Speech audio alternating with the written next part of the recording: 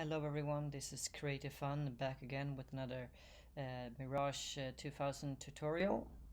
And in this tutorial we are going to practicing carpet bombing. Now Mirage cannot carry nowhere near as many bombs as, let's say, a B-52 or even an A-10. So it's not like the ideal aircraft for carpet bombing, but certainly capable to a certain extent. For those of you who are not aware of what carpet bombing is, it is essentially releasing a series of bombs with a very even spacing between them at a designated target or area.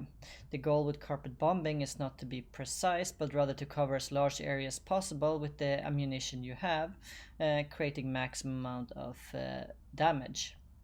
So we're going to do a little bit of carpet bombing with the Mirage on a small group of units, just let's see, north of here. So I'll see you in the air in a short while, showing you how to set up the Mirage for carpet bombing. I've just enabled my autopilot to allow myself to circle around the area, which gives me some time to set up my aircraft for the bombing run. Okay, first we're gonna have a look at the little weapons panel down here, where we're gonna set up our bombs, our dispersal pattern, and the amount of bombs we want to release. I'm going to zoom in here.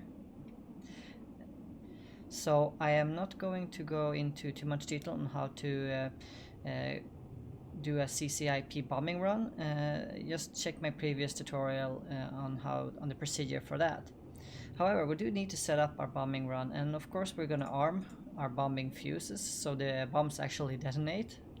That's a great advantage. We're going to double check to see the amount of bombs we currently have equipped here. Always good to check your armament, even though you should of course remember this by heart.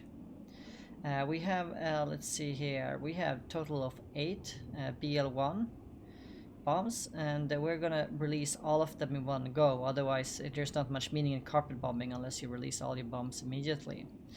So let's set our bombing amount of bombs to release here to 8. That means that as long as we hold in the trigger, it'll release all of the bombs. So our next order of business is to set the dispersal pattern, and we're going to do that with the switch below here. And if we have the number 1 set here, it means that we're going to release each bomb with a 10 meters interval. That means that we're going to be covering a total of 80 meters, and that's not very much in terms of carpet bombing, 80 meters. So we definitely want to add this a little bit. My idea is to set it around 5 here, and that means that we're going to be covering about 400 meters, which is about a football field sort of bombing pattern. We're going to see how this turns out. It might be a little bit too much, but let's go with that. Also, we're of course going to go into master arm and set up our select our bombs, and we're gonna go. Last time when I did the CCIP bombing, I clicked in both TAS and RS, and this time I'm gonna try it without the RS and just the TAS, just as a test to see how accurate it is.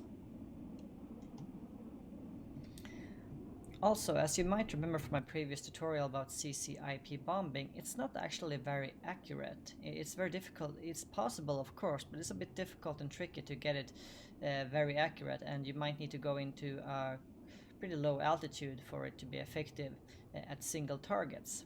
However, since we don't have the same need to be super accurate within a couple of meters with carpet bombing, since the whole point of carpet bombing is to cover a larger area and not precision bombing, the CCIP is the perfect mode for bombing here, because we can actually do the bombing run from a fairly safe altitude, so we don't have to worry about any small arms fire or AAA.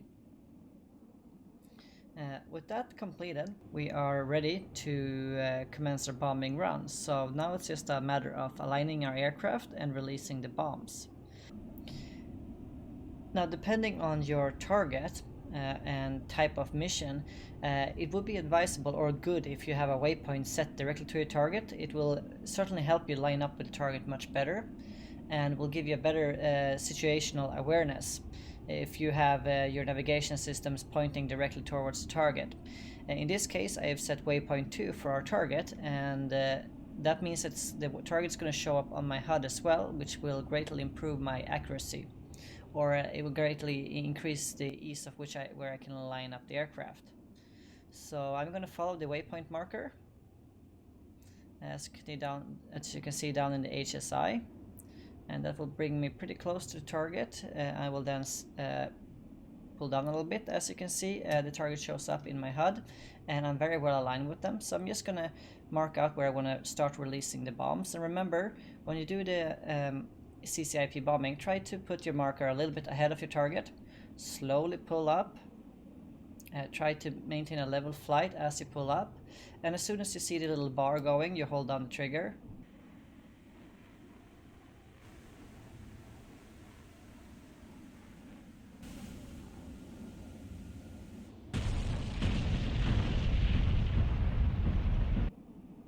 And as you saw there, we're gonna go out to external view. That was a very good hit. At least 3 confirmed vehicle kills, and there's also supposed to be a lot of ground troops around that area as well. That was a pretty good bombing run, if I say so myself. As you could see, the bomb spread out was quite perfect, so my calculations here was pretty much spot on. I recommend that you practice with different settings here to see the different results you can get from the Mirage. As you can see, the Mirage is far more capable than just air-to-air. As a ground attack aircraft, especially if you have proper intel and have waypoint planned in, you can do a pretty good and decent bombing runs with the aircraft. Knowing beforehand where you need to line up and maintaining a decent altitude will allow you to perform a pretty safe carpet bombing over a certain area. Okay, so that was it for this time. Thank you so much for watching. If you found this useful, please leave a like and maybe comment down below. It helps me a lot, and maybe even consider subscribing. And anyway, this is Creative Fun, and I'll see you in the next video.